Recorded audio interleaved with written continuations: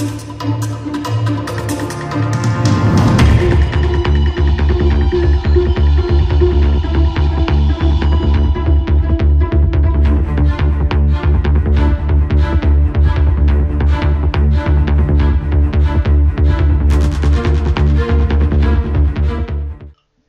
guys, this is Tipo131989 or Zachary.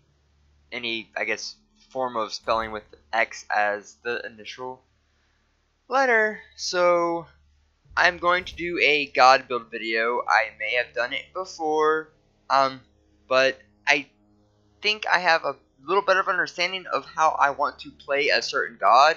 I am high enough ranked Hades, so I kind of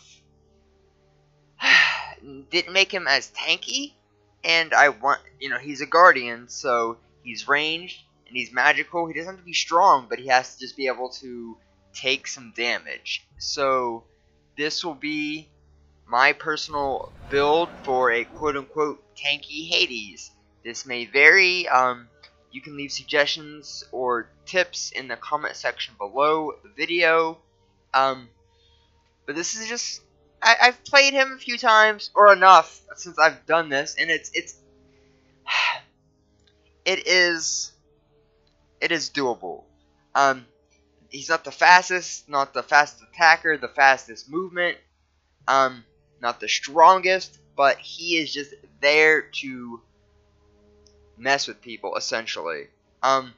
So I've already have my items set. I start with I try to go with what's generally cheaper and then move up to the most expensive. So I go ahead and get items already, purchase them as the fight goes on in a match. So I'll just hover over, and if they have any special effects or something like aura or additional things, I will briefly mention those. I start off with breastplate of valor. That's just for some mana, some physical protection, and some cooldown reduction.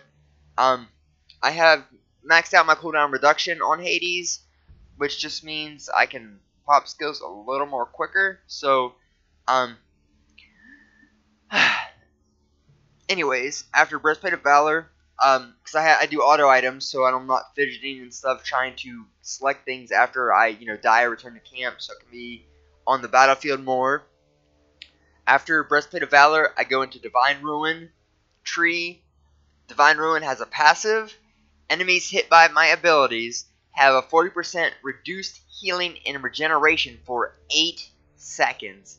That doesn't sound like a whole lot, but Smite tends to be a game on seconds. Seconds matter in this game, so that's always fun. It's got magical power, lifesteal, and some mana. Then I go into Sovereignty. It's got some health, physical protection, but okay, then it has an aura effect. All allies within 70 units gain plus 20 magical protections and plus 25 HP 5. So people generally, I don't know the measurement of how far that is per se, but basically people who are close to you get a boost, get a little buffer thing, additional. So then I go into the telekinesis ring, which is a little bit magic power, so I'm not completely weak, but I've got some magical power, some health, and some attack speed. Not much, but I guess little things help. Which attack speed, it caps at 2.5 for Hades. I have 1.14. Telekinesis ring passive. Your basic attack hits deal 40 additional magic damage to the target. So oftentimes I have found killing minions, or I'm just auto attacking. So this may help clear a wave of some sort if I'm running low on mana. If I don't have any mana potions, or my greater meditation is not up, or salvation rather, I can auto attack minions and do a little extra damage, or just auto attack and get some more damage on a god or a jungle camp. Then after the telekinesis ring, I go into spirit robe, which is a protection with a little bit of cooldown reduction. It has a passive. You gain an additional 15% damage mitigation for 3 seconds whenever you are hit with a hard crowd control effect. This can only occur once every 10 seconds. So basically a buffed up robe. So it's always good. And then after I finish that off, the match may be done. But if it drags out, which sometimes it generally does, get to level 20, or even if it's really good and your team's good, you get a lot of gold. You could even polish it. I finished off, got to the height of the urchin when I was like level 14. So it all varies. This gives you, this just gives you protections. The height of the urchin gives you protections in health and mana. I have both because, I guess I felt like it. Yeah, a little. I mean, I could swap out anything. There's some items I didn't select, which I'll list those after I go off the passive with height of the urchin. So, physical protection, some magical protection, some health, and some mana. Passive for height of the urchin. You gain +2 magical protection and +2 physical protection for each god kill or assist. Max of 10 stacks. So, again, just kind of a buffer defense thing. As a tank, it's good to have. Depending on the fight, I do auto items, so I don't have to worry about trying to think of what I want. You know, if you have something like an assault, or if your team wants you to go maybe a certain way, like I have the following items listed I can swap for my items. I have Ethereal Staff, which is more health, more mana, some magical power. And then it has a +2, its passive is 2% of your maximum health is converted to magical power. So I get stronger. Doesn't help me with defense. So this makes me more of a little more attacky than tanky. But I mean the health and mana, but without protections. That kind of. So that's there if they want more of an attacker type Hades. Then I have Pythagram's Peace, which is magical power, lifesteal, magical lifesteal, which Hades is magical, so his attacks, you know, you get back some health, and then some cooldown reduction.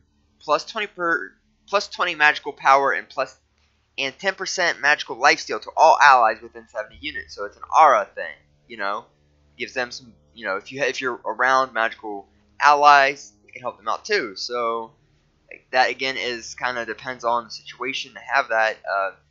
It doesn't offer me any protections per se. I do get some lifesteal to get back some HP, but it leaves me kind of out there. So there's no HP, no MP, or no HP, no mana. So it's one of those things where I have to be really confident in my abilities, really, because I tend to be a little bit greedy and get myself killed by kind of diving in and maybe a crowd trying to pull off my ultimate. But if I have allies, it's a good piece. So that's there for an option. I don't have to look it up and search and stuff during a battle. Then I have Bancroft's Talon, which is magical power, some lifesteal, and then passive. You gain 1 additional magical power per 1% of your missing health. So as I take damage, I get stronger. So then I have Stone of Gaia, which is some health, some magical protection, a little bit of HP 5, and MP 5. The passive, though, regenerates 2% of your max health every 5 seconds. This is... I could see me swapping this out for either Spirit Robe or Height of the Urchin.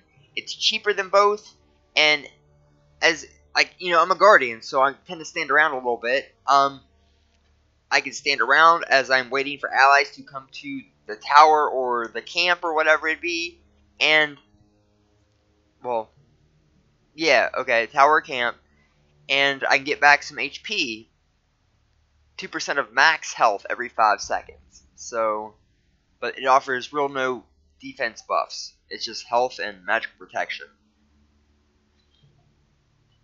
Okay, and then Winged Blade is an option I have to be more of an attacker type. It gives me some health, 300 health, some cooldown reduction, which I don't need. Well, depending on what I swap out for. Some attack speed, which it isn't really enough, I don't think, to notice a difference. And then some movement speed, which I really don't have anything else with it. So, like, I don't have any boots, so I probably wouldn't notice that plus 10% movement speed. The passive, though, to Wing Blade, when hit by a slow, you are immune to slows, and your movement speed is increased by 20% for 4 seconds. Only occurs once every 30 seconds, which that's why initially I had it on my original Hades build, because I am slow anyways as Hades, and being hit by slows or just something that would slow my escape, a Wing Blade fully buffed up, 1850, it's relatively cheap. Well, actually, it's really cheap, and it just kind of helped me, or it helped me just get around a little bit quicker sometimes. So, which, if I just have the attack speed and movement speed, right, this alone, I probably wouldn't notice anything, but it paired with other items that boost attack speed and movement speed and cooldown reduction, and, you know, I would see that. But again, it's one of those items that are kind of depending on the situation, that I may have to do unauto items. Okay, then I have a Boomba's Mask. I tend to like to farm jungle camps, because if the team is really good, they need help clearing camps often a lot. You know, this could be something that I could help. It helps me maybe solo jungle camps myself. I get back basic attacks, deal some extra damage to camps, and you are healed for 10% of a camp's max health. And if you have an ally nearby, you get the normal gold reward as if you were solo, which would help purchasing other items. So there's that. And then I have, for my starter active, I go with, it shows the end result for my stuff. But